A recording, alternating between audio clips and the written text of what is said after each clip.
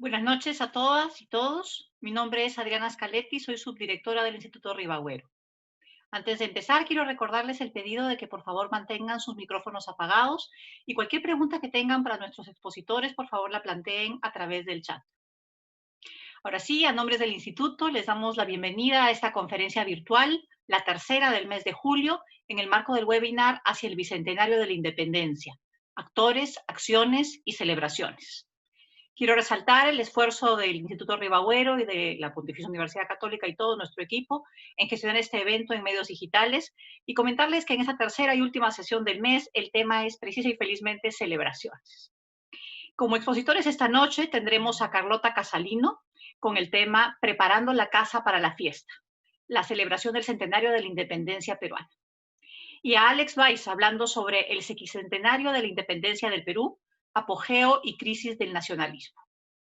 Carlota Casalino es docente principal de la Universidad Nacional Mayor de San Marcos.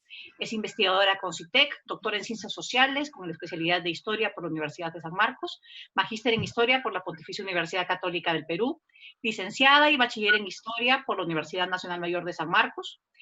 Entre sus publicaciones recientes destacan El padrón electoral como expresión de las disputas por el poder a lo largo de la historia republicana, Perú 1821-2019, y Entre héroes, Bolívar, Unanue y Sánchez Carrión, la independencia en la correspondencia de sus líderes.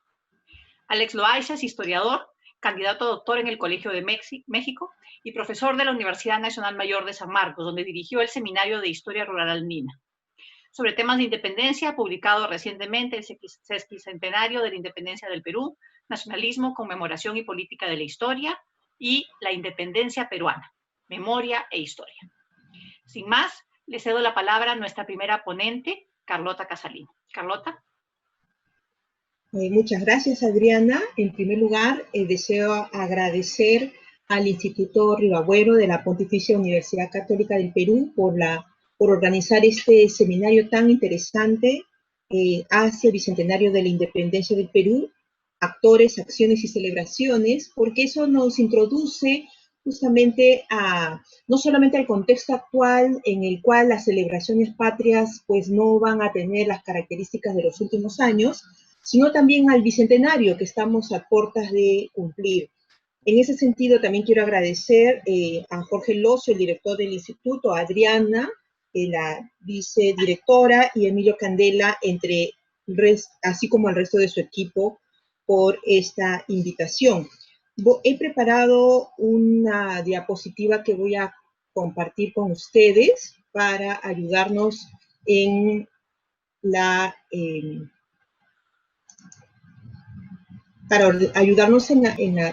discusión del texto y a partir de ahí poder absolver las preguntas que ustedes tengan. Entonces, mi exposición titula Preparando la casa para la fiesta y básicamente lo que voy a hacer es explicarles un poco cómo fue la celebración del centenario de la proclamación de la independencia del Perú. Y para eso, bueno, voy a hacer una breve introducción respondiéndome a algunas preguntas básicas. Después un marco conceptual muy pequeño que nos ayude a entender el proceso que vamos a vivir y a celebrar y que se celebró en esa época, las propias características de la celebración del centenario y algunas reflexiones finales, y también colocaré una bibliografía que permitirá a aquellos que les interese este tema seguir profundizando en la época. En esta diapositiva ustedes pueden apreciar también una primera plana de una edición especial que publicó el diario El Comercio para justamente 1921.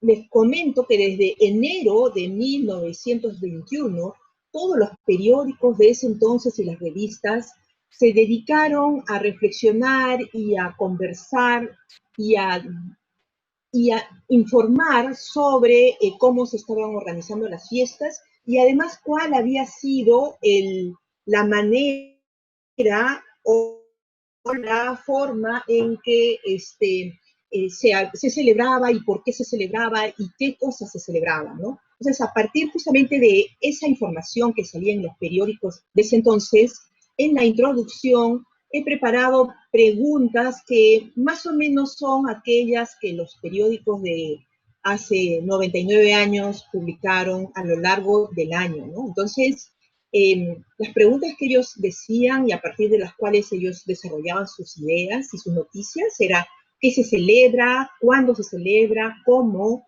se celebra, quiénes participan y por qué hay que celebrar estas fiestas.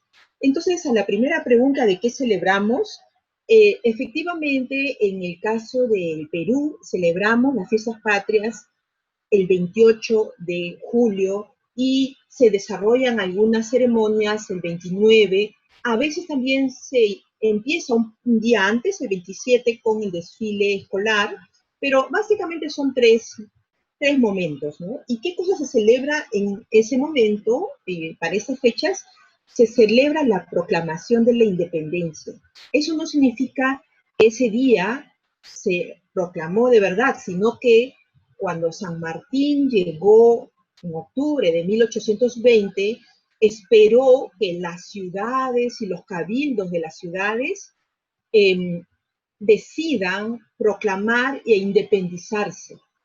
Una vez que ellos decidían eso, hacían un acta y lo remitían para dar cuenta de cómo cada una de las ciudades pues celebraba o decidía esa independencia. Y entonces, lo que hace San Martín es que una vez que el Cabildo de Lima también firma el acta, es que inmediatamente él procede ya a organizar una ceremonia que de alguna manera condensaría todas estas actas que se habían estado proclamando y autorizando y aprobando. Entonces, la proclamación de la independencia en realidad es una síntesis de toda esta suma de decisiones de los vecinos de las distintas ciudades. ¿Cuándo se celebran? Nosotros celebramos, como les decía, el 27, 28 y 29, pero en realidad esta fiesta también incluye las celebraciones que van a dar el final, van a ser el final del proceso de la independencia, que corresponde más bien a 1824, que es en el mes de agosto la batalla de Junín y el mes de diciembre la batalla de Ayacucho. Entonces, si bien celebramos nosotros el 28 de julio, celebramos en realidad en esa fecha varias fechas. Esto no es de siempre. En realidad, en el siglo XIX, especialmente en los primeros años, había un calendario cívico y prácticamente habían 16 fiestas en ese calendario donde se celebraban y se recordaban las batallas, las proclamaciones de las ciudades, así como batallas importantes del resto de los países de la región. ¿Cómo es que se celebraban estas fiestas? Estas fiestas se celebraban siguiendo la tradición festiva del periodo colonial. Entonces, habían muchas ideas de desfiles, había arquitectura efímera. Este tema de arquitectura efímera ahora ya no lo vemos, ¿no? Que era la construcción de, por ejemplo, castillos, portadas, arcos, que se montaban para las fechas, se adornaban las calles con flores, no solo con banderas, tapices, flores, en fin, y todo eso daba lugar a que sea un engalanamiento de toda la ciudad. Además, antes no solamente había que poner banderas en las casas, sino que había que pintar las fachadas de las casas. ¿Quiénes celebraban? Celebraban en realidad toda la población, todos los sectores de la población, los sectores populares, habían fiestas populares, después eran ceremonias muy oficiales, muy protocolares, y además llegaban delegaciones de otros países para congratularse y celebrar con nosotros estas ceremonias. ¿Y por qué se necesitaba celebrar? Porque las fiestas son elementos o actos que ayudan a vincular a las personas. En teoría, lo que pasa es que esas celebraciones, salir a mirar, marchar, cantar, escuchar discursos, hace que todos se involucren, reflexionen todos juntos sobre el acontecimiento que se celebra, que es la proclamación de la independencia, y en realidad es la formación de una nueva realidad política. Se celebra también el paso de ser súbditos a ser ciudadanos, y por lo tanto estos ciudadanos son soberanos, y por todo eso es que se necesita celebrar, porque las fiestas comparten sentimientos, emociones, y hacen que todos sientan que al celebrar y compartir emociones se sientan partes de una comunidad. Entonces, desde esas preguntas básicas, pasemos ahora a un pequeño marco conceptual que nos permitirá entender el proceso de independencia, que era un momento muy importante, pues va a significar cambiar de un modelo de Estado absolutista, que era el Estado en el periodo final de la colonia, a un modelo de Estado-nación bajo una forma republicana. Y la patria va a ser un concepto que en esa época va a cambiar varios contenidos, va a cambiar varios significados. En un principio solamente se refería al lugar donde uno nace, pero ese lugar donde uno nace, pero también es el lugar donde nacieron nuestros padres y nuestros antepasados, y es el lugar donde van a nacer nuestros hijos y nuestros descendientes. Entonces la patria se convierte en un lugar al que uno le empieza a generar sentimientos de amor al lugar donde ha nacido, porque hay esta continuidad generacional y es necesario defenderla.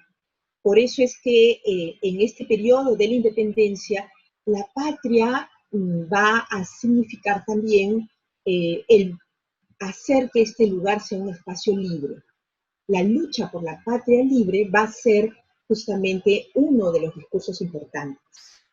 Ahora, en este periodo de cambio de modelo político, es un periodo también donde hay una crisis económica muy fuerte, y el proceso de transformación de los súbditos en ciudadanos que tomen conciencia que a partir de ese momento ellos son los que van a decidir quiénes son las autoridades políticas, quiénes son nuestros representantes, no podía ser transmitido de manera exitosa a través de la escuela, porque la escuela eran instituciones que todavía no estaban tan desarrolladas, no eran muy numerosas, tampoco había muchos profesores en esa época, ni contenidos, ¿no? Es decir, la historia patria, la historia cívica, recién estaban, pues, organizándose y construyéndose.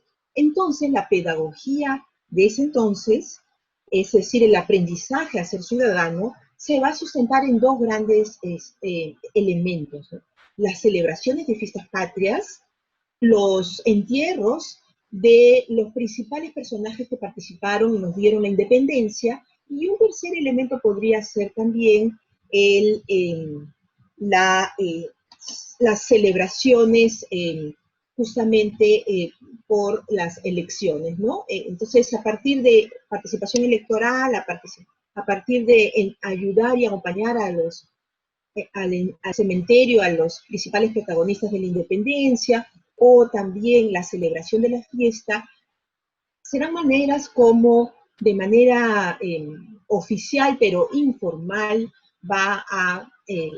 los ciudadanos de ese entonces van a aprender a hacer justamente, a tomar conciencia de que son sujetos de derechos y deberes. Y las fiestas conmemorativas van a tener esta idea ritualizada y ceremonial justamente para formar lo que se denominaba la comunitas, o una idea de que todos participan en unos sentimientos celebratorios. Y esto se va a expresar también en un calendario cívico. Como les dije hace un momento, al principio hubo entre el 22, 23, hasta en esa época, pues van a haber 12 fechas de celebración, y cuando viene la era de Bolívar se van a añadir 4 fechas más. Entonces, el calendario cívico era más numeroso en fiestas que el calendario religioso, por ejemplo, ¿no? Y bueno, hoy en día tenemos en la actualidad más fiestas religiosas que fiestas cívicas. Digamos que a lo largo de estos 200 años esa relación ha cambiado. El contexto histórico que va a significar la celebración del centenario de la independencia es un contexto bien convulsionado.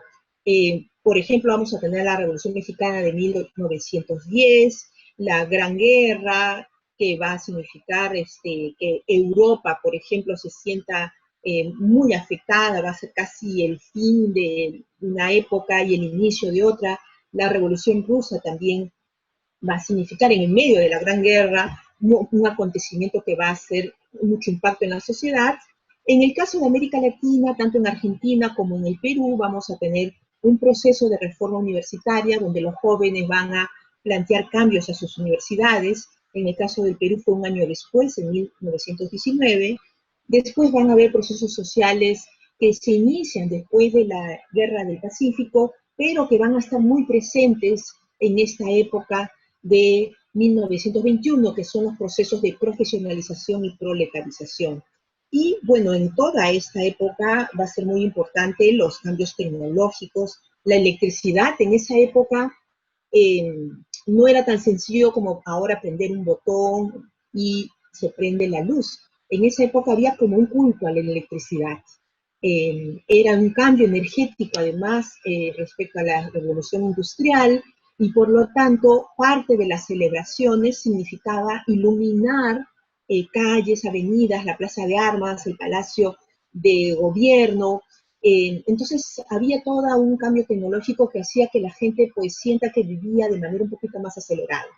Y el último contexto que marca todo este periodo de las celebraciones es que en el Perú teníamos el oncenio de Leguía. Este periodo va a significar, por lo tanto, que en ese marco del gobierno de Leguía que planteaba una patria nueva, él va a buscar establecer un lazo entre la patria nueva que él está dirigiendo y la patria o la república que habían fundado los libertadores un siglo antes. Por eso que podemos apreciar que en los periódicos de la época colocaban a San Martín y a Leguía juntos, porque los dos, desde la perspectiva del contexto de la patria nueva, los dos estaban ayudando a fundar una patria, ¿no? Uno, la República Peruana, y Leguía, a partir de sus actos, la patria nueva. Entonces, va a haber este tipo de imágenes, otras donde Leguía va a estar en otras imágenes con Bolívar, y en otras más audaces van a mostrar a Manco Cápac, que se había inaugurado el monumento a Manco Cápac, entregándole, agachándose y entregándole el Barayot a Leguía. Es decir, es un momento también donde Leguía va a aprovechar para legitimar su poder. Entonces, sobre esa base podemos mirar la celebración del centenario de la independencia, que como dice nuestra conferencia de hoy día, se trató básicamente de preparar la casa. Y la casa la podríamos entender como la preparación de la ciudad. La ciudad de Lima se transformó radicalmente. Si bien en la colonia y hasta la década de 1870 Lima era una ciudad amurallada, a partir de 1876 esas murallas comenzaron a ser derruidas en toda la ciudad de Lima, toda la parte que la rodeaba. Pero el proceso de expansión de la ciudad de Lima no era tan acelerado, como que más bien se tendía a la tugurización del centro. Pero con la celebración del centenario vamos a tener una celebración transformadora, porque sobre la base de ir construyendo lo que podríamos entender como una segunda Lima, es decir, en los bordes de donde había sido las murallas hacia afuera, va a comenzar a construirse avenidas importantísimas. La avenida El Progreso, que hoy día es conocida como la avenida Venezuela, la avenida Brasil, también que nos va a abrir hacia el Malecón y nos va a dar lugar a la generación de nuevos distritos como Breña, Pueblo Libre, Magdalena, Jesús María, o la avenida Arequipa, que en esa época se llamaba Avenida Leguía, que nos va a abrir hacia Miraflores, Barranco. y que en el camino va a generar nuevos barrios como Santa Beatriz, Lince, Jesús María, en fin. Entonces, lo que vamos a tener es que por las avenidas que se van a construir, por las plazas, se va a inaugurar la Plaza San Martín, por ejemplo, en esa época, y allí se va a colocar el monumento. Por los monumentos que se van a mandar a confeccionar, muchos monumentos va a mandar a hacer el gobierno peruano, pero también las colonias residentes en el territorio peruano también van a querer hacer regalos que eran grandes monumentos. Es que vamos a tener una sociedad transformadora. Lo que pasa es que estamos en un ciclo entre 1900 y 1930, es un periodo o una etapa monumental. Uno celebraba pues haciendo monumentos y regalándolos, ¿no? Entonces vamos a tener la Torre del Reloj en la plaza, en el Parque Universitario, en la plaza San Martín, el monumento a San Martín. Después vamos a tener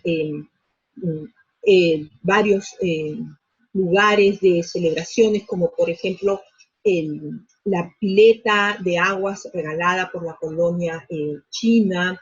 Y bueno, también vamos a tener el regalo del estadio en Santa Beatriz, es decir, van a construirse edificios como el Museo de Arte Italiano también, regalada por la delegación o la colonia italiana. Entonces, van a colocar estos monumentos que, según plantea Johanna Hamann, son como hitos de recordación. Es decir, la ciudad va a estar sembrada de hitos de recordación que cuando uno camina, pues va a recordar que hubo una independencia, que hubo determinados libertadores, y también podemos decir que fue un espectáculo. Un espectáculo porque se organizaron un calendario o una agenda impresionante de celebraciones. Por ejemplo, había una celebración para colocar la primera piedra de un monumento y después la celebración para inaugurar ese monumento. También había celebraciones para recibir a las delegaciones extranjeras. Y después el presidente recibía estas delegaciones extranjeras, es decir, había un comité de recepción en el Callao que recibía a las delegaciones extranjeras porque todas llegaron en barco en esa época, pero después había celebraciones de recepción de estas delegaciones. Hubo momentos en los cuales Leguía y sus ministros, sobre todo el canciller, tuvieron 8 ceremonias de bienvenida de delegaciones en un mismo día. Lo anecdótico de esto es que Palacio de Gobierno, las salas donde iban a celebrarse estas ceremonias de recepción, se incendió días antes. Y Leguía tuvo que hacer estas ceremonias de bienvenida en su propio domicilio. Entonces hay estas ceremonias, después hay banquetes, hay cenas, hay bailes, hay discursos, ceremonias donde hay discursos, y después las ceremonias protocolares como la inauguración de la Plaza San Martín. En 1821, el personaje principal para la celebración era José de San Martín. Y en 1824, el personaje principal fueron dos, José Antonio de Sucre y Simón Bolívar. Y, por lo tanto, las ceremonias se hicieron una en la Plaza San Martín, la ceremonia principal, y en el caso del 24, en la Plaza Bolívar, al frente, mejor dicho, del Congreso, del Palacio del Congreso. Todas estas celebraciones también incluían la misa y el Te Deum, así como las marchas o desfiles patrióticos. En el caso de 1921, los argentinos llegaron con toda un batallón de los granaderos a caballo y llegaron 300 con 300 caballos. Entonces se tuvo que construir el cuartel Santa Cruz, que queda por la Avenida del Ejército, en la frontera entre Miraflores y San Isidro, para albergar allí a los caballos que vinieron para desfilar en la Plaza San Martín. Después, por supuesto, desfiló la delegación militar de los chilenos no, de los colombianos y así de cada uno de ellos. ¿Por qué decimos que fue una celebración inclusiva? Fue una celebración inclusiva porque participó toda la población. Eh, es decir, se les dio un aguinaldo para que se compren vestido especial para las celebraciones. Cuando habían banquetes, también hubo proyección de películas en lugares públicos como el Parque Universitario o la plazuela de Santa Ana en Barrios Altos, y se proyectaban películas de la época. Hubo corrida de toros, hubo iluminaciones de las plazas. Entonces, todos participaron. Aquí, por ejemplo, podemos ver la delegación argentina que está saludando a Leguía. Esto es en el domicilio del propio Leguía. Esta es la ceremonia en la Plaza Bolívar en 1924. Ustedes pueden ver que está llena de personas esta plaza. Después esta es la Plaza San Martín, que está siendo inaugurada en 1921. Ustedes pueden ver que la plaza no estaba completa, no se había construido del todo, por lo tanto había mucha arquitectura efímera y estaba abarrotada de gente. La anécdota de esta ceremonia es que cuando Leguía estaba bajando la tela que cubría la estatua, se quedó enganchada a la estatua y pues tuvo que subirse un niño a desenganchar la tela y poder correr la tela para que se pueda lucir la estatua en su conjunto. Y Leguía, de manera espontánea, ante la situación que le salvó este jovencito, se sacó el reloj que tenía en la muñeca y se lo regaló. Era un reloj de oro. Y al día siguiente los periódicos todos dan noticia, era parte de las noticias de los acontecimientos de ese entonces. Aquí podemos ver a las delegaciones oficiales que están entrando a la catedral para estar presentes en la misa y el Te Deum. Acá podemos ver la misa del Te Deum en la catedral, y en el otro lado, en la otra imagen, podemos ver cómo están desfilando las delegaciones que están presentándose. Aquí podemos ver cómo el Teatro Municipal, que se va a inaugurar también para estas fechas y para estas fiestas, hubo muchas obras de teatro en esa época para celebrar las fiestas. Y bueno, acá hay unas imágenes para que ustedes vean lo inclusivas que fueron estas fiestas, ¿no? Es decir, fueron unas fiestas donde celebraron todos, las delegaciones extranjeras, las autoridades, los representantes políticos, los sectores medios, las élites y también los sectores populares, cada uno en distintos lugares, en el Club Nacional, en el Palacio Municipal, en el Palacio de Gobierno, en las casas, en las calles, en las avenidas. Todas las calles estaban abarrotadas de gente en todo momento. Para cerrar con esta conferencia, podemos decir que hay unas reflexiones finales. Podemos notar que el ambiente festivo de ese entonces comenzó desde principios, desde casi enero de 1921, estableciendo en los periódicos y revistas de la época, construyendo un ambiente festivo y de recordación, y van a durar hasta 1928, a pesar que los protocolos o las ceremonias protocolares fueron en 1921 y 1924, el hecho que no todas las obras, los regalos, se hubieran entregado en esas dos fechas, sino que se fueron entregando desde 1921 hasta 1928, es que en realidad podemos ver que fue una fiesta continua. También podemos ver que estas fiestas marcaban continuidades y rupturas respecto a las fiestas coloniales o respecto a las fiestas de los primeros años de la República. Recogían tradiciones sagradas, profanas y cívicas. También hay una noción de igualdad en el discurso político que era muy marcado en ese entonces, sobre todo en la celebración de 1921, porque Leguía estaba buscando mayor legitimidad social y política con los sectores nuevos, actores sociales nuevos. En 1924 esta noción de igualdad ya no va a ser tan notoria porque Leguía va a forzar su reelección y por lo tanto los sectores populares como que se van a separar un poco de él. Los imaginarios e identidades de ese entonces van a expresar la sociedad que se quería mostrar en esa época. Y en esa época se quería mostrar una ciudad cosmopolita, una ciudad que, transcurridos los 100 años desde la proclamación de su independencia, era tan moderna como cualquier ciudad europea. Eso era lo que querían mostrar en esa época. Fueron años intensos de celebraciones, pero como les dije, en contextos distintos.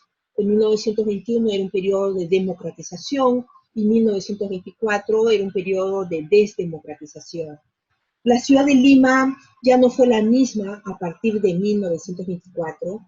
De una ciudad antigua, colonial, pasó a ser una ciudad moderna, amplia, con avenidas, monumentos, plazas. Los limeños de ese entonces habían sido sometidos a un proceso de transformación urbana dramática y acelerada.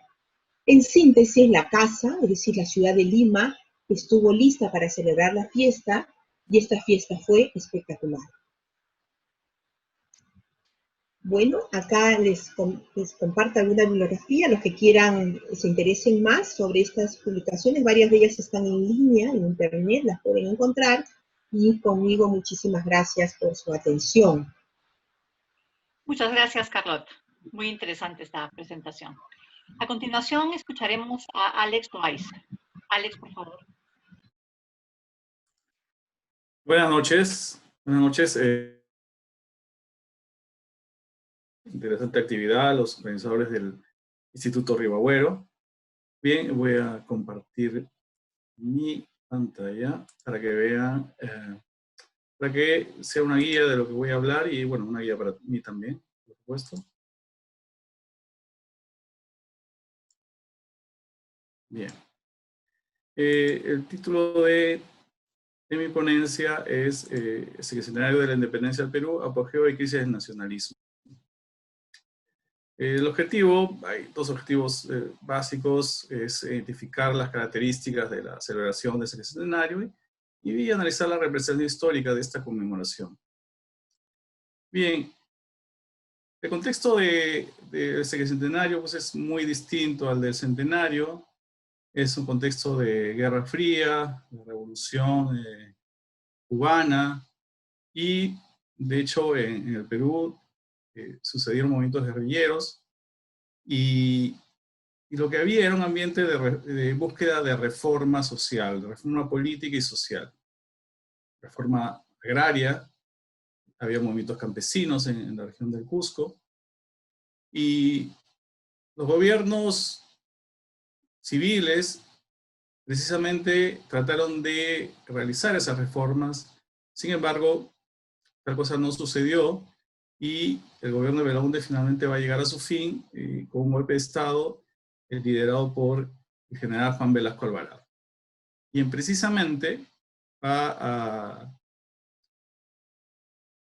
aprovechar esta conmemoración de la independencia para justificar y utilizar como elemento de propaganda política para justificar sus reformas. Entonces, una característica importante de esta conmemoración es el uso político que le da el gobierno. Algo que siempre es algo característico además de cualquier conmemoración y sobre todo de este tipo, igual para el caso del centenario, el mismo Leguía utilizó la conmemoración para sus propios fines políticos. En el caso de Velasco, el asunto fue de pronto más llamativo porque usó por primera vez en la historia del Perú, me parece, la imagen de un héroe como signo de cambio social y como, bueno, como el ícono de su gobierno. Entonces, y eso está en relación directamente con una de las reformas que realizó, que fue la reforma agraria. Y de forma directa se conformó una dirección de difusión de la reforma agraria establecida en 1969 hasta el 71, donde estuvo un artista plástico, Jesús Ruiz Durán, quien junto con otros artistas y publicistas, entre ellos Mico Lauer, van a encargarse de realizar afiches para precisamente publicitar esta reforma. Como pueden ver ahí, son afiches muy particulares, ¿no? De pop, como se le denomina a los historiadores del arte, y del cual hay varios estudios, por cierto. Y lo que va a suceder con Jesús Ruiz Durán es que va a vincularse la reforma agraria con un símbolo que es precisamente Túpac Amaru. Y bueno, y precisamente Velasco va a utilizar la imagen de Túpac Amaru y su símbolo como héroe para fortalecer su discurso de reforma agraria. Velasco no inventó a Túpac Amaru, eso hay que tenerlo claro. Sin embargo, como ya mencioné al inicio, el gobierno de Velasco, y a diferencia de todos los gobiernos republicanos, hasta lo que recuerdo, van a vincular su gestión con un héroe, ¿no? Eso es lo particular. Pero Túpac Amaru ya era un héroe reconocido y popular a partir de la década del 40 del siglo XX. O sea, era reconocido del siglo XIX, pero popular empezó a ser a partir de la década del 40, sobre todo en Cusco, donde hay un libro de Raúl Asensio, donde precisamente estudia esta comunidad de culto de Túpac Amaru, que parte de Cusco y se va a llegar a su apogeo en el momento del gobierno de Velasco, donde pasa a convertirse ya en un héroe nacional. Entonces, hay un uso, repito, político de Velasco, y va a usar a Túpac Amaru en un contexto donde había cierto debate entre los historiadores sobre si estaba vinculado o no a la independencia. De hecho, había un grupo de cusqueños que lo consideraba que sí, que era el precursor de la independencia, y otro grupo, como historiadores como Daniel Valcárcel, que decía que no, que era una rebelión, no era anticolonial, y por lo tanto no estaba vinculado con la independencia. Pero bueno, se va a pasar por alto este tipo de debates, y la figura de Túpac Amaru se va a vincular con el centenario, con el 28 de julio, cuando sabemos que la rebelión fue en noviembre, pero bueno, esos son los usos y abusos de la historia. Bien, esa es una característica, el uso de Túpac Amaru, y claro, lo que viene a legitimar este uso de la historia es que precisamente Velasco es que con la Revolución Peruana, con el gobierno revolucionario del Perú, va a conseguir la segunda y verdadera independencia del Perú. En sus múltiples discursos, este es un extracto de un discurso dado precisamente el 28 de julio del 71, va a señalar que la primera independencia pues fue inconclusa. ¿Por qué?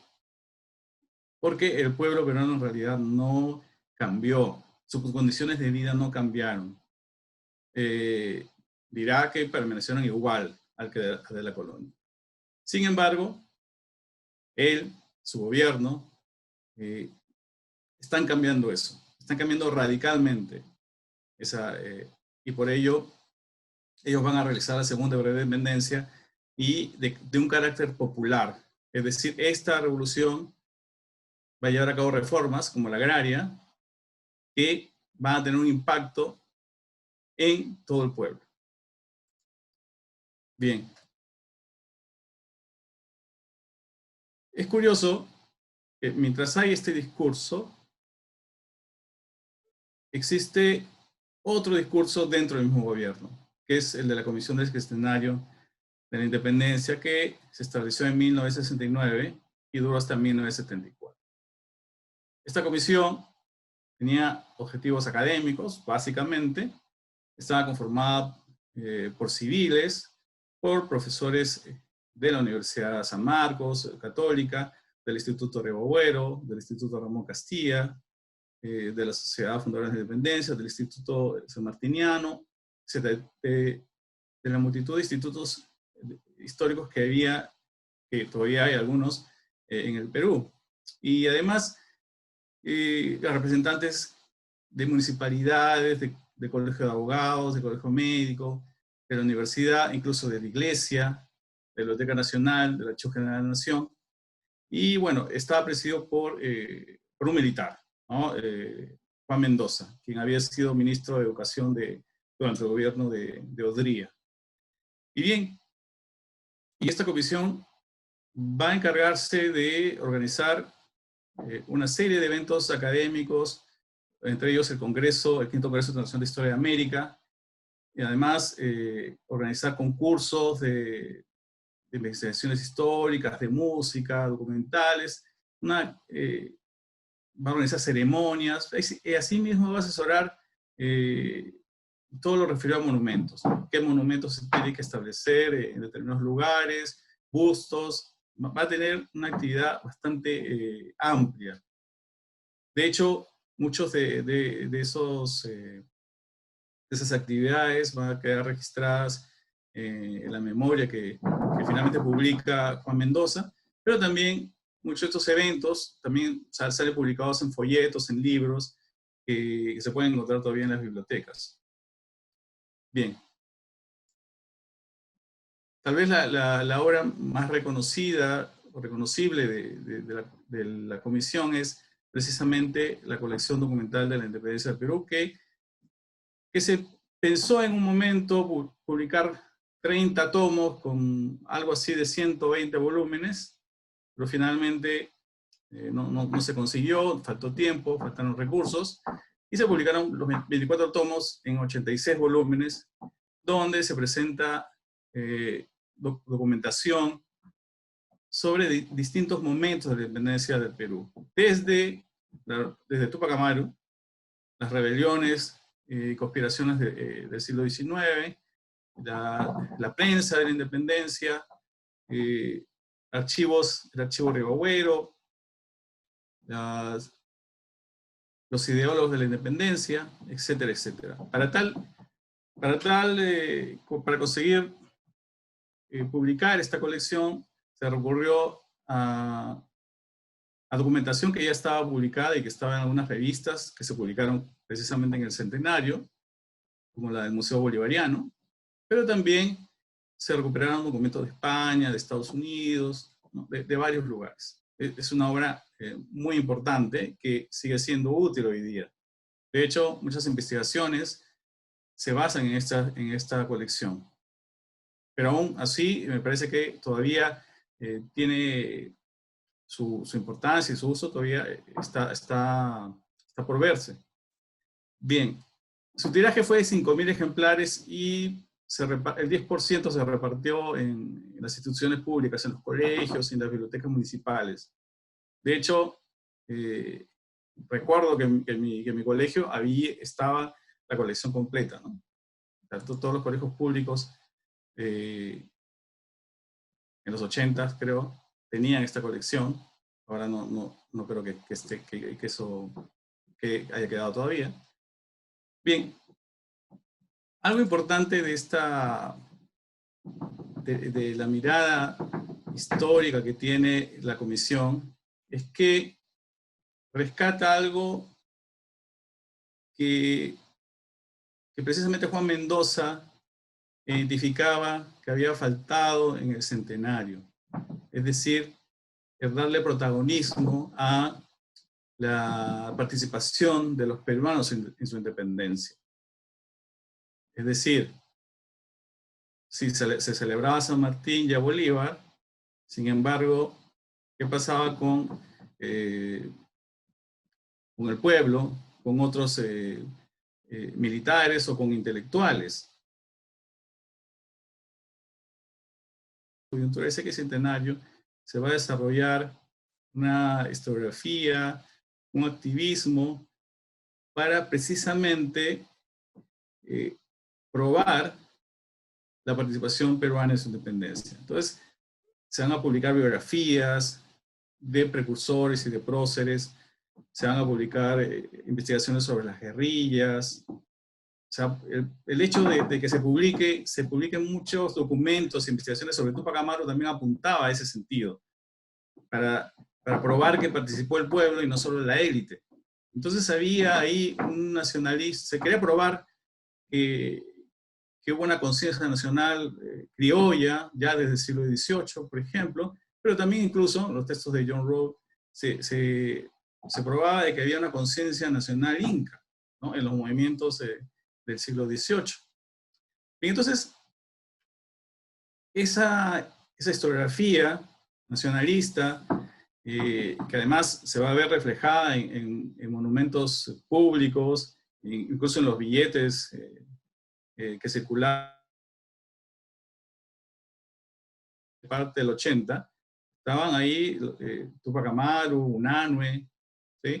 Entonces, este momento es de auge de este nacionalismo que precisamente tuvo éxito en probar esta tesis, ¿no? De que los peruanos participaron en su independencia de forma activa y no fue producto solo de la acción de tropas extranjeras, ¿sí?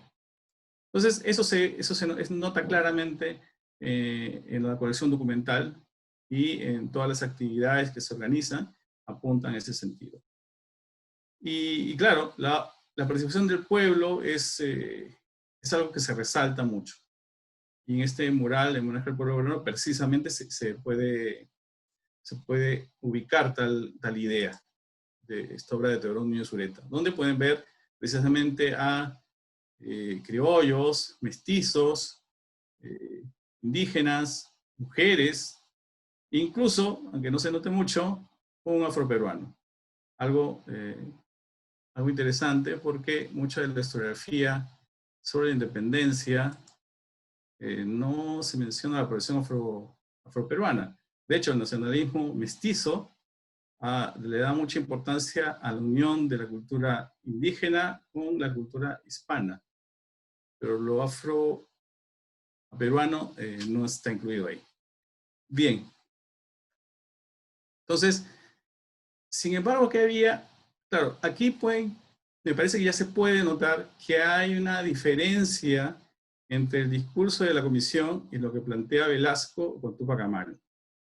Es decir, Velasco está diciendo que la independencia fue inconclusa, que no cumplió sus objetivos. Sin embargo, el discurso histórico de la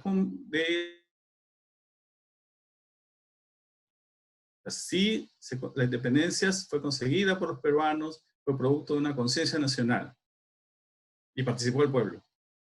Entonces ahí, como dice Carlos Aguirre, en una investigación que tiene precisamente sobre ese escenario, no había necesariamente una coherencia.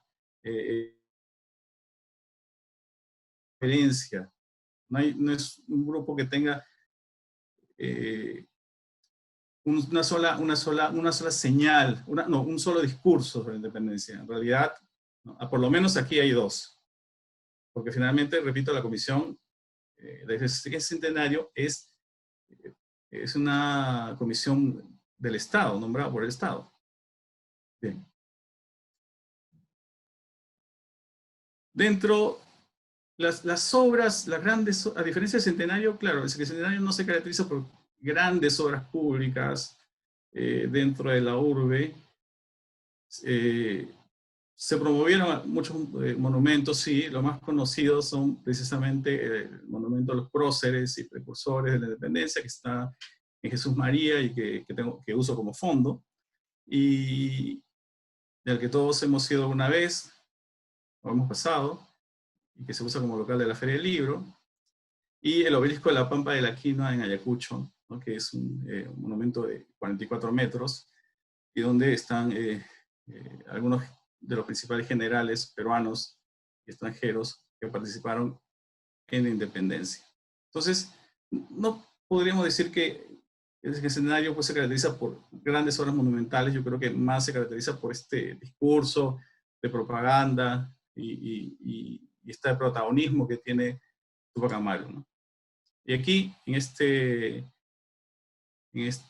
esta imagen, comparto dos portadas del Comercio, una del centenario y una del sesquicentenario, para que se note la diferencia. La diferencia, aparte del color, evidentemente, la diferencia de personajes, ¿quiénes están ahí? En el centenario están la patria con los libertadores, y en el sesquicentenario, si bien no se desaparece a San Martín como un lugar importante, está presente Tupac Amaru, está presente Cela, está, María Parada de Bellido, Olaya. Es decir, se trata de representar, tener una imagen más amplia de héroes que participaron en la independencia, ¿no? Eso me parece el cambio fundamental, o una característica fundamental además. Sin embargo, he mencionado que esto es el apogeo del nacionalismo. Entonces aquí entro a hablar de lo que vendría a ser ya el declive. Y el declive tiene que ver con un cambio en el discurso histórico, tiene que ver con la aparición de la nueva historia social, y precisamente el texto que publicó Heraclio Bonilla en 1972, compilación de artículos de la década del 60, algunos del 50, y un ensayo famoso que escribe con Karen Spalding, La independencia del Perú, las palabras y los hechos, que en realidad no es muy distinto lo que dice Bonilla de lo que dice Velasco, sino, o sea, hay algunas diferencias, pero en el trasfondo, es decir, una independencia que no cumplió y que está pendiente de los cambios sociales, Heraclio Bonilla también lo mencionaba.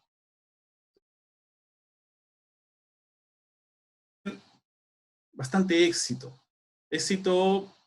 editorial además. De hecho, si uno ve las estadísticas que saca el Comercio en 72, hay unas estadísticas semanales de cuáles son los libros más vendidos de la semana, del mes, y de hecho el texto de Bonilla sale siempre en los primeros lugares, segundo puesto, segundo, tercer puesto.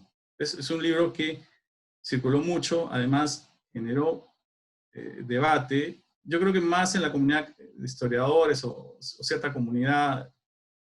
No creo que haya sido una polémica muy popular, pero yo creo que se va a popularizar sobre todo después, en el fin de los 70 y en la década del 80. Pero en todo caso, lo que quiero resaltar es que Heraclio Bonilla va a cuestionar el discurso nacionalista del sesquicentenario, ¿no? Va a señalar que va a retomar una vieja tesis bajo un nuevo lenguaje vinculado con la teoría de la dependencia, ¿no?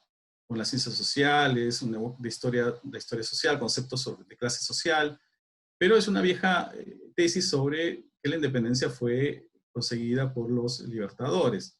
Solo que va a señalar de que en el Perú no pudo haber revolución de independencia porque no hubo una burguesía que la sostuviera, y que los sectores populares no participaron activamente en la independencia, al contrario, fueron una especie de borregos que siguieron a los libertadores o al virrey según fuera la situación. Ese fue el mensaje en términos simples de Bonilla.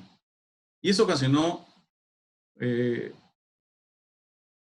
un debate en la prensa en el 72, donde uno puede ver también ahí cómo el gobierno de Velasco tiene dos discursos al mismo tiempo. La Comisión del Centenario rechazó el texto de Bonilla. De hecho, hubo una reunión donde se pidió la censura del texto y se mandó una carta al ministro de Educación precisamente para que tomara cartas en el asunto. Se consideró que era un texto antipatriótico, un texto que corrompía a la juventud y otras razones similares, más argumentos de ese tipo que argumentos historiográficos, propiamente dichos.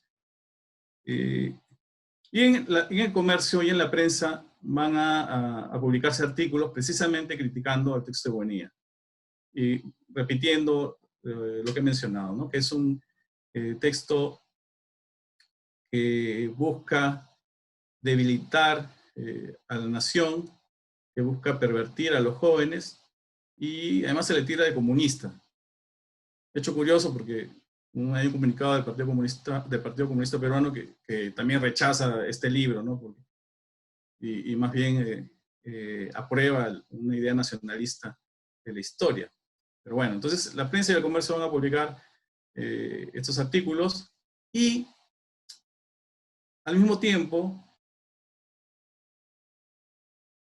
que eran periódicos del Estado, porque el Estado los había tomado o había comprado la mayor parte de las acciones. Más bien hay una defensa del texto de Bonilla. Es decir, y se aprovecha el momento para señalar de que más bien el discurso nacionalista era un discurso oligárquico, ¿sí?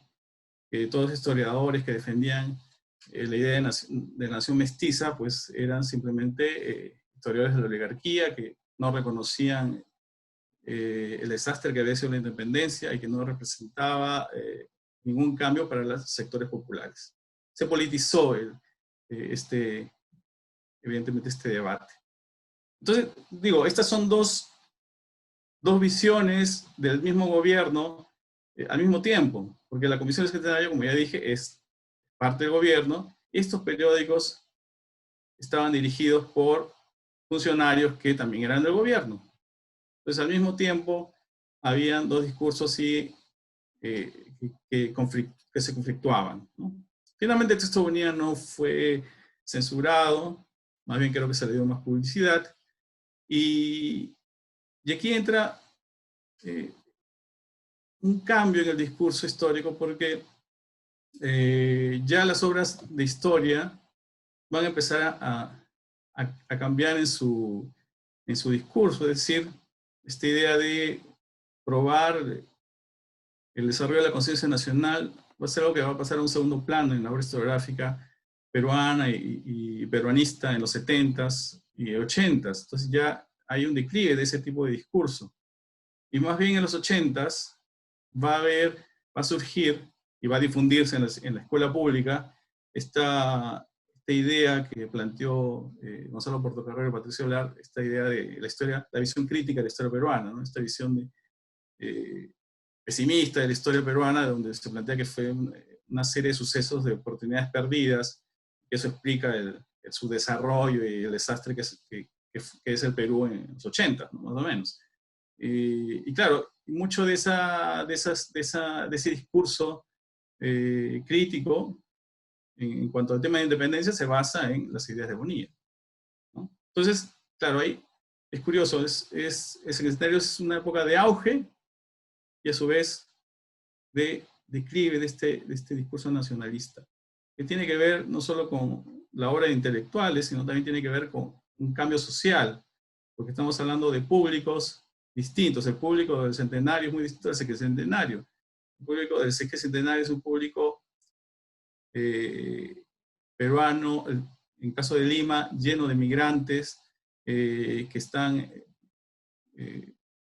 estudiando en los colegios y universidades y que demandan una nueva interpretación de la historia, pero también demandan reformas. Entonces, hay que entender que la popularidad de este tipo de textos es porque se debe a que hay también un público.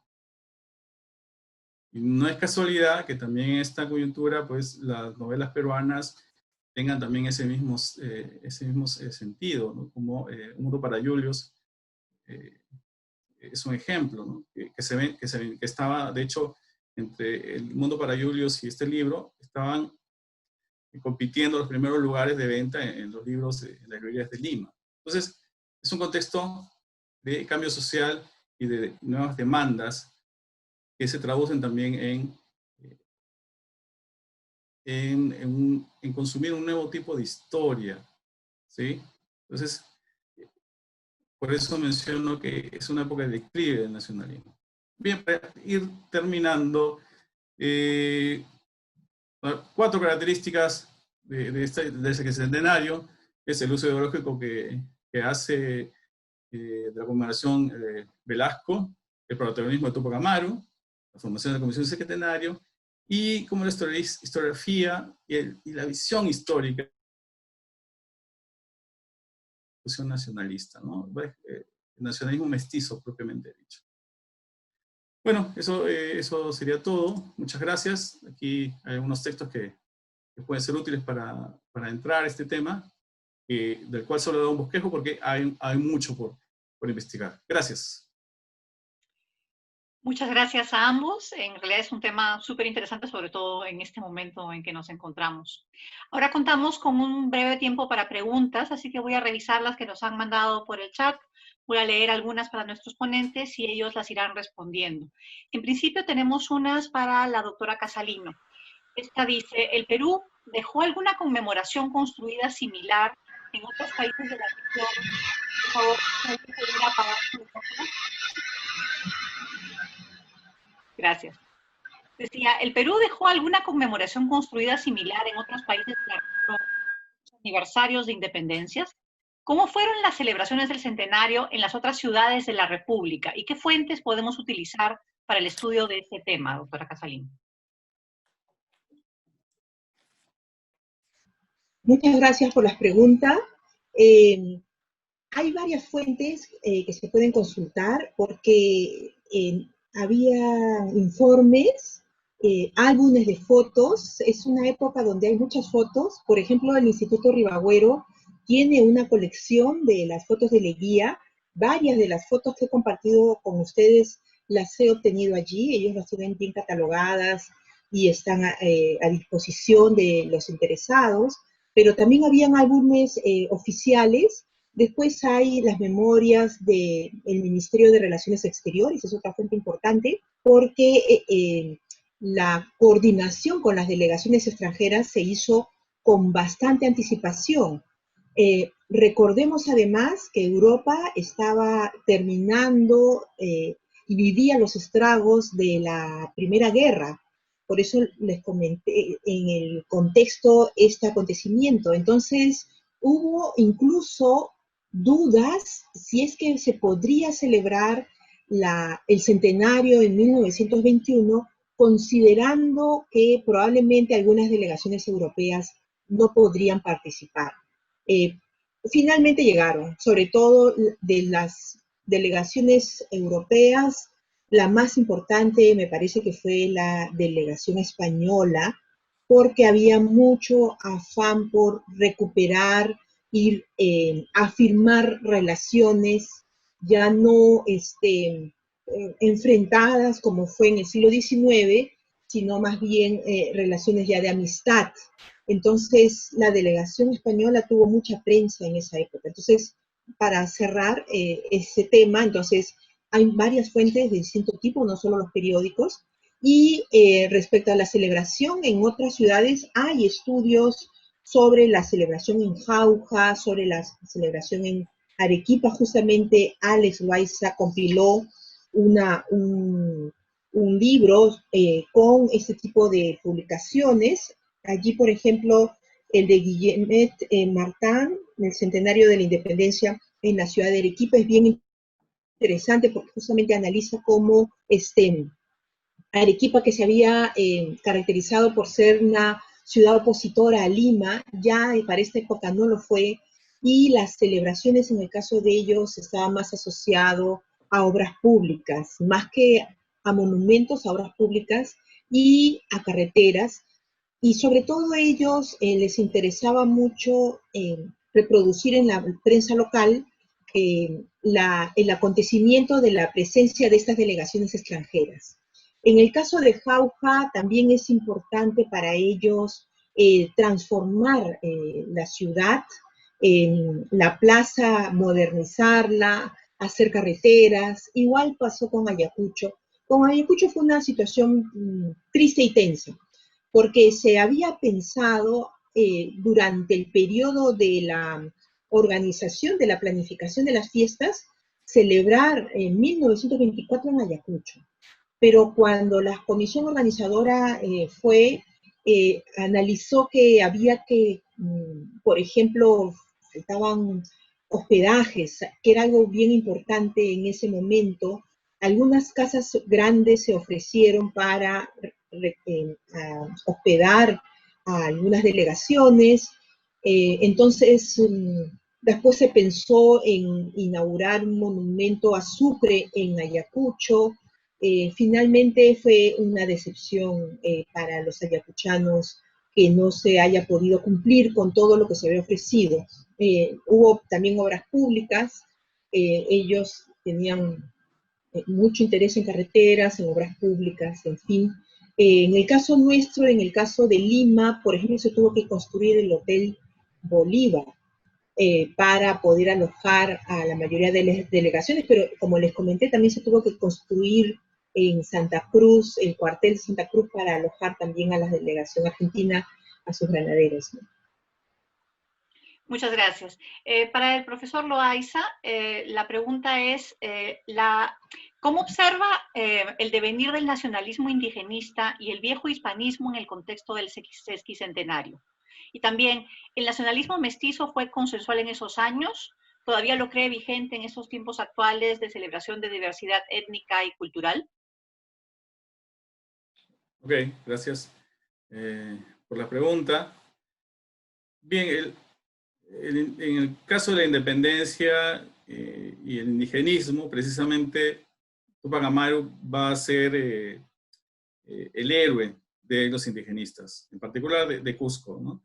Y eso se da desde la década del 40, donde hay un impulso por un sacerdote en el pueblo de Tinta, donde quiere establecer un monumento a Tupac Amaru, y es alguien que se va a mover con los políticos. De hecho, en la inauguración va a estar Luis Bedoya Reyes, va a venir a Lima, y va incluso a entrevistarse con el presidente y para conseguir donaciones. Es decir, hay un activismo muy, muy interesante de los cusqueños sobre Tupac Amaru. Entonces, esa es la corriente indigenista en lo que se debe a la independencia, al tema de la independencia. Y claro, aún antes de la reforma agraria, precisamente el indigenismo, el tomar como héroe a Tupac Amaru, pues siempre tiene este tono de búsqueda, mejor dicho, de legitimar el valor político de los indígenas y servir también para denunciar su opresión en el siglo XX. Entonces, hay evidentemente una utilización política del héroe, y eso es notorio en el Cusco, pero también en Lima, ¿no? Pero hay diferentes lecturas hay diferentes grupos que apoyan a Tupac Amaru, desde grupos muy de izquierda, indigenistas, hasta intelectuales que de pronto no están tan cercanos a esas ideas. Sobre el discurso del nacionalismo mestizo, es un discurso que va a tener su apogeo en esta época, que, como ya mencioné, busca unir la tradición indígena con la tradición hispana, y así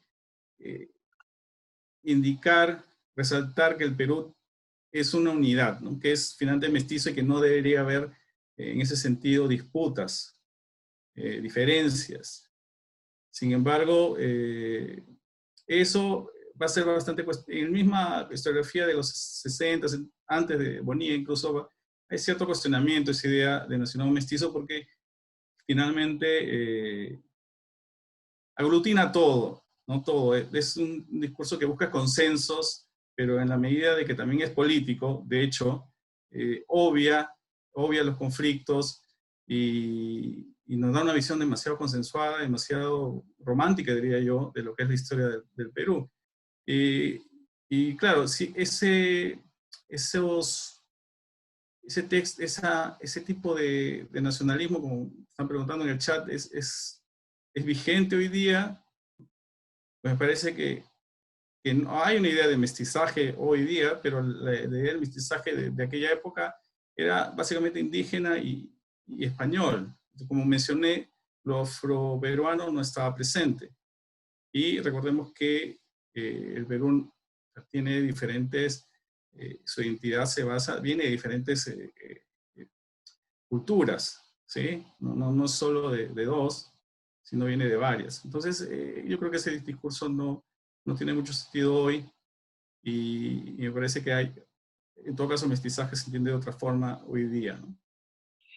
Otra pregunta para el doctor Loaiza es, ¿se puede hablar también aquí, en la conmemoración del sesquicentenario, de una conmemoración física?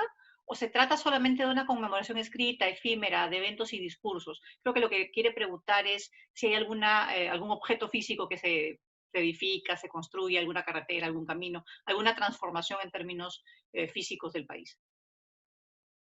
Bien, aparte de los monumentos que ya he mencionado y que son reconocibles,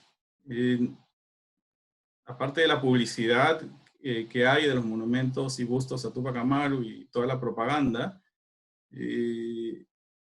unas grandes obras como avenidas estén relacionadas con la independencia, así como lo hizo Leguía,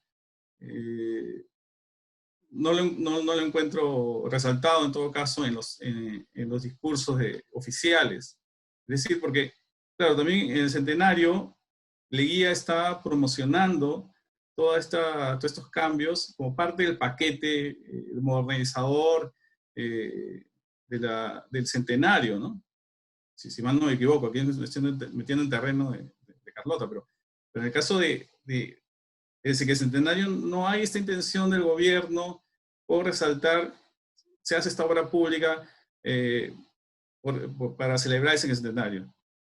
Más parece interesado en, hago la reforma agraria, hago estas reformas, es propio, nacionalizo, esto es parte de la segunda independencia, de la verdadera independencia. Entonces eso me parece más, al menos el gobierno, eso es lo que resalta más, no resalta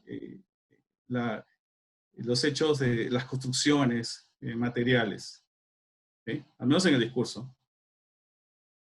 Gracias. Para la doctora Casalido, dos preguntas que más o menos van por el mismo tenor. Sobre las celebraciones de 1921 y 1924, ¿qué se puede comentar sobre el contexto posguerra del Pacífico y reclamo diplomático de Perú a Chile? Y más o menos en esa línea, la celebración fue empleada, la del centenario, por el régimen de Leguía para afirmar o reafirmar alguna postura política frente al escenario internacional de posguerra. Muy buenas las preguntas, muchísimas gracias. Miren, el país entero había sido impactado por el fracaso de la guerra con Chile. El hecho de que se haya tenido un ejército de ocupación durante 3 años era realmente traumático y además el tener, como ellos denominaban, 2 provincias cautivas era algo que generaba mucha inquietud y mucho malestar en la población y en las autoridades de la época. Entonces había hasta valses en homenaje a las cautivas. Hablando de la ciudad, esta además asume espacios de recordación para el problema de Tacna y Arica. No por gusto vamos a tener la Plaza Grau, la Plaza Bolognesi, la Avenida Alfonso Ugarte, y entre la Plaza Grau y la Plaza Bolognesi va a estar conectada por la Avenida 9 de Diciembre. No no es gratuito que primero se haya construido la cripta de los héroes en el cementerio general y después se haya construido el panteón de los próceres de la nación.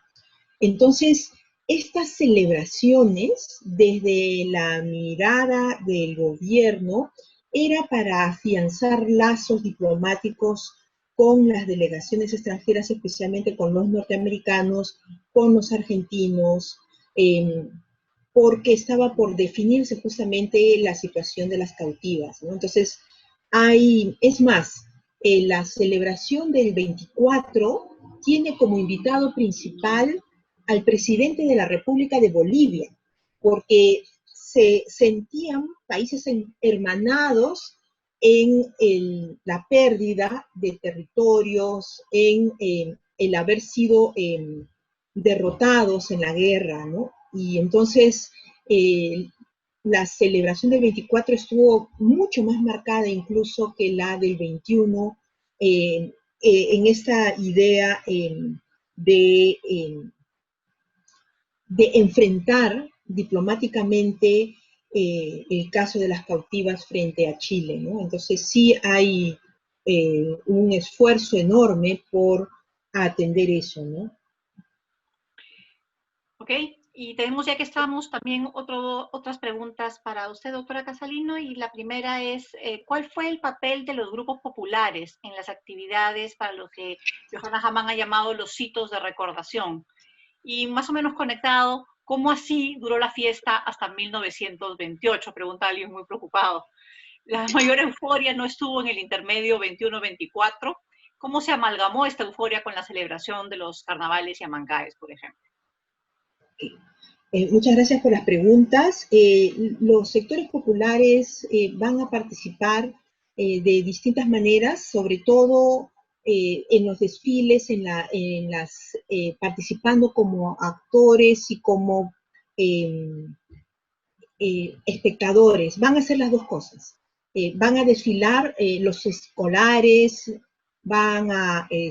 los obreros, los sindicatos, todos participaban con estas celebraciones. Sobre todo fue importante el desfile desde la Plaza Cela, que después va a ser, digamos, anexada a la Plaza San Martín, ¿no? Pero, digamos, en la Plaza Cela hasta el Congreso, hasta la Plaza Bolívar, hubo una marcha cívica, y esa marcha cívica era justamente de la sociedad organizada. Obreros y estudiantes participaron allí, así como los estudiantes universitarios. Después participaron masivamente en las fiestas populares y en los acontecimientos.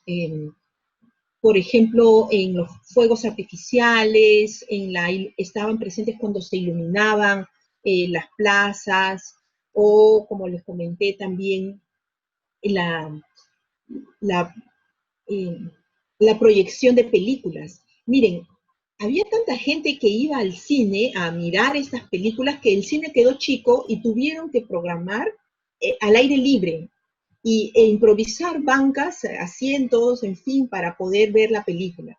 Porque también recordemos que el cine era una novedad, estábamos hablando de cambios tecnológicos y de medios de comunicación. Entonces, la proyección de películas fue muy importante. Después hubo momentos donde se invitó como refrigerios, sobre todo en barrios altos, y la gente también participó en esas celebraciones. Ahora, respecto a la celebración enorme hasta el año 28, lo que sucedía es que se programaban la inauguración de obras públicas y estas obras públicas no estaban listas. Por distintas razones, no lograron inaugurarse y estar programadas en las fiestas mismas. Entonces, por eso es que las últimas celebraciones son justamente para inaugurar inaugurar las obras, ¿no? Recordemos que en el caso de del gobierno peruano mandó a hacer varias esculturas, inclusive una para Leguía, para Hipólito Unanue, para Petit Quartz, para Washington, en fin, hubo varias, pero no todas se pudieron inaugurar. Entonces quedaba esta idea de inaugurar la primera piedra, ¿no?, en estas fiestas, y ya cuando esté la obra se volvía a hacer otra celebración. Por eso es que fue así una fiesta continua. Bueno, para el profesor Loaiza, la actitud general en el bicentenario era optimista, en el centenario, debe ser el centenario la palabra esta, era optimista, mientras que en el sesquicentenario se trata tal vez de un momento más sombrío, como señalaba ya usted al hablar de diferentes públicos en ambas celebraciones. ¿Se puede hablar de este último momento como el de una celebración más disruptiva, más preocupada, que ve el futuro como una larga crisis? ¿Se puede leer esto en las conmemoraciones? Ok. Bueno, en la conmemoración, igual que en una fiesta de cumpleaños, no es momento para deprimirse, digo. Y eso en el secretario es claro que la conmemoración oficial está celebrando el cambio social, ¿no? Las reformas, la segunda verdad de independencia. En ese sentido es clarísimo. Es decir, claro, hay algo que no se ha cumplido y eso puede ser una reflexión sobre de crisis, pero el gobierno de Velasco lo está resolviendo. Entonces ahí en ese sentido la conmemoración es optimista. Claro, lo que va a suceder es que con el texto de Bonilla y esta nueva corriente de historia social y económica, más bien se tiene un discurso histórico, pero ya es posterior al sesquicentenario, ¿no?, que se va a desarrollar en los 70 y en los 80, que es una visión crítica y pesimista de la historia peruana, ¿no? Más bien diría que es posterior al sesquicentenario. Por eso mencionaba auge y declive, ¿no?, porque es declive, ya es posterior a la independencia, y precisamente el texto de Bonilla podríamos decir que es la señal de este cambio, ¿no? Es de 72, ¿no? Muy bien. Para usted mismo, ¿se podría afirmar que el resultado del discurso polarizado de los debates del sesquicentenario de la independencia se materializó en textos escolares como Escuela Nueva? Ay, yo me acuerdo de Escuela Nueva, qué vieja estoy. A ver, ahorita no recuerdo muy bien los textos de Escuela Nueva, pero un texto más antiguo, de pronto los textos de Pablo Macera de los 80s, sí recogen, por ejemplo, estas ideas, ¿no?, críticas de la independencia, críticas de la república, ¿no?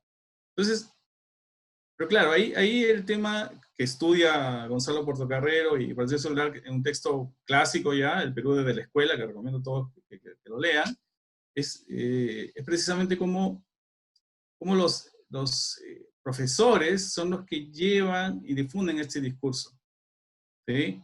Y profesores que tienen esta visión crítica de la historia, y sobre todo en las escuelas públicas. Y de hecho eso lo recuerdo muy bien en mis clases de colegio en los 80s. Entonces, y claro, sí se materializa en algunos textos como el de Pablo Macera. Habría que revisar textos escolares. Maribel Rosé está haciendo estudios al respecto, los textos escolares.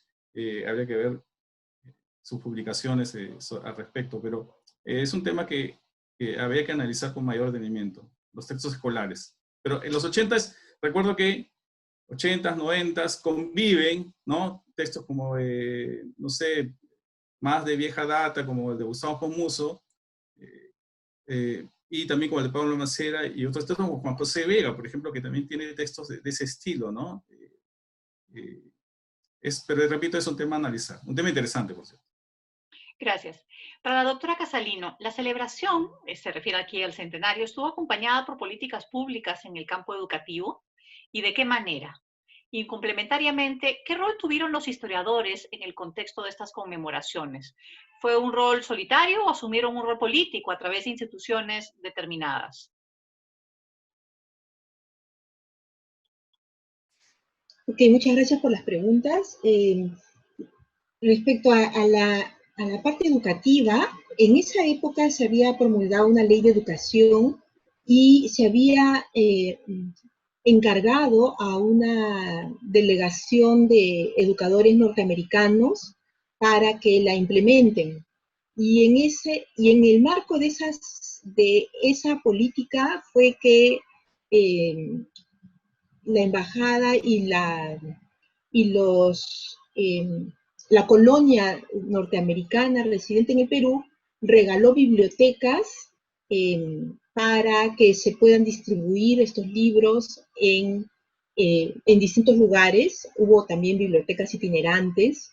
Y después los chinos, la colonia de los chinos también comenzaron a regalar implementos útiles escolares, emblemas y entonces hay una necesidad de modernizar la educación y para esa época se pensaba que el modelo era un modelo norteamericano. En realidad hay una cercanía, digamos, Leguía se acerca mucho a los norteamericanos, no solamente para los aspectos de las construcciones, sino también para la política educativa. Y respecto a los historiadores, es una excelente pregunta porque a la hora que hablé de la parte de la inclusiva, no les comenté algo que era súper importante y era que, lo que también que el tiempo es bastante corto, es que es la época de la generación del centenario. Y la generación del centenario organizó conferencias, Porras participó, Jorge Basadre, el sobrino de Leguía, Abastos, en fin, ellos organizaron conferencias muy importantes en esa época y reflexionaron. Sánchez, por ejemplo, cuenta que organizaron además viajes, viajes que les permitió no solamente conocer a otros jóvenes universitarios de la región, sino que hicieron la ruta del ejército de San Martín. Es decir, cruzaron los Andes por el lugar por donde cruzó San Martín, y fue una experiencia muy fuerte y muy interesante que vivieron los jóvenes de esa época y que habían sido además los protagonistas de la reforma universitaria. Entonces, creo que esa experiencia de modernizar su universidad y hacerla más inclusiva, la experiencia de participar organizando eventos para las celebraciones de la independencia desde el lado de ellos, ¿no? Los hizo que se comprometan con los asuntos públicos desde muy jóvenes. Y ellos van a después ser grandes aportes en la administración pública, van a participar hasta el último día de sus vidas, van a participar en los asuntos públicos en nuestro país, se van a comprometer con la construcción del país desde sus aspectos más prácticos, que es la gestión pública, no solamente a partir de las lecturas y las investigaciones, ¿no? Bueno, el tiempo aprieta para variar y tengo la última pregunta que es para las dos. Para ambos, quiero decir, comenzando probablemente con la doctora Casalino. ¿Qué creen que el Estado peruano celebrará en el Bicentenario? ¿Qué elementos de la identidad peruana se enfatizarán? ¿Y cómo deberíamos celebrar el Bicentenario, en su opinión? Bueno, es una pregunta interesantísima porque yo creo que hay dos elementos aquí que hay que tomar en cuenta, ¿no? Es la situación en la que nos encontramos ahora, es decir, la pandemia, el COVID-19 que ha puesto en evidencia varios asuntos que estaban como cubiertos, ¿no? Con una capita de barniz muy sutil, pero que la emergencia las ha sacado así fuerte y nos ha mostrado una realidad que a veces que nos ha impactado, que a veces la sospechábamos, pero que no la teníamos tan al día. Entonces, creo que el bicentenario va a estar cruzado por este desvelamiento, ¿no?, de nuestra realidad peruana que vivimos el día de hoy. ¿Y qué nos muestra esta realidad peruana? El hecho que falta trabajar más en la comunidad política, en la nación, que no sea tan epidérmica o tan episódica, pensando en solamente celebrar aquello que nos da alegría, ¿no? Es decir, participar en lo que nos da alegría, claro, la selección peruana, nuestra comida, sino en pensar en algo más profundo que tiene que ver con el tema de resolver las brechas que hacen que gran parte de nuestra población haya tenido que retornar a sus lugares de origen, porque aquí en Lima ya no tenían un espacio ni posibilidades de sobrevivir. El hecho de que no tenemos la conectividad, es decir, en un mundo globalizado y altamente tecnologizado, pues hay lugares donde no llega la conectividad en nuestro país. Entonces, eso es muy complejo, muy difícil, no hay manera de conectarnos, sobre todo si estamos aislados o en cuarentenas, si no es a través de la tecnología. Y allí donde no hay tecnología, entonces ya no hay conexión, no hay comunicación. Entonces, el tema, creo, de la conectividad es bien importante si queremos un país integrado. El tema de la identidad colectiva es otro aspecto importantísimo. Que nos debe permitir ayudar a superar las brechas, y por lo tanto creo que la, la celebración tiene que ser una celebración empática y pensando en todos nosotros con todos nuestros problemas, y la única manera de salir de estos problemas en serio es pensando como país, como nación. Muchas gracias, Carlota. Alex, de repente una reflexión sobre estas preguntas. Sí, claro, una pregunta bastante difícil, complicada. Pensando en el centenario, ese bicentenario, una diferencia de este bicentenario es que, bueno, no estamos con gobiernos productos de golpe de Estado, que buscan legitimar su proyecto político, así que por ahí hay una diferencia que de repente puede ser positiva, y no parece existir tampoco una fuerte disputa política sobre el sentido del bicentenario. Más bien, hay bastante dejadez, podríamos decir.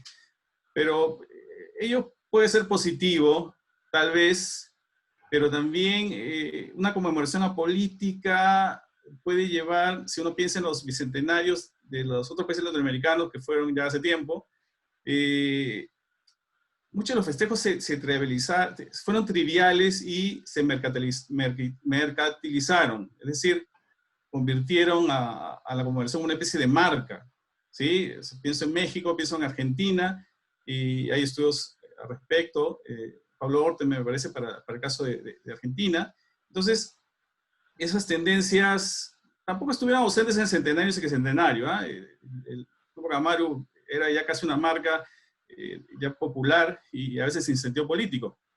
Pero no hay que olvidar la historia, ¿no?, que se busca celebrar. Eso me parece importante, porque no podemos realizar festejos sin pasado. O sea, cuando uno trivializa y mercantiliza el bicentenario, la celebración, generalmente estamos olvidándonos del pasado. Y hay que acordarnos del pasado y ver, en ese sentido, sería importante en esta conmemoración fortalecer contra los peligros de la corrupción, el autoritarismo, la desigualdad y los discursos de derechos, ¿no? En ese sentido, hay que entender que una sociedad democrática pues, se consigue con la participación de los ciudadanos en el ejercicio de los derechos, y que estos no son concesión de la clase política. En el bicentenario, señalar esto, celebrar la independencia es celebrar esto, precisamente. ¿Sí? Gracias. Muchas gracias a ambos. A nombre del Instituto Ribagüero queremos agradecer a nuestros ponentes y también, por supuesto, la participación de todas y todos ustedes en esta conferencia. Y los y las invitamos a seguir atentos a nuestras próximas actividades a través de la página institucional y nuestras redes sociales. Que tengan todos muy buenas noches.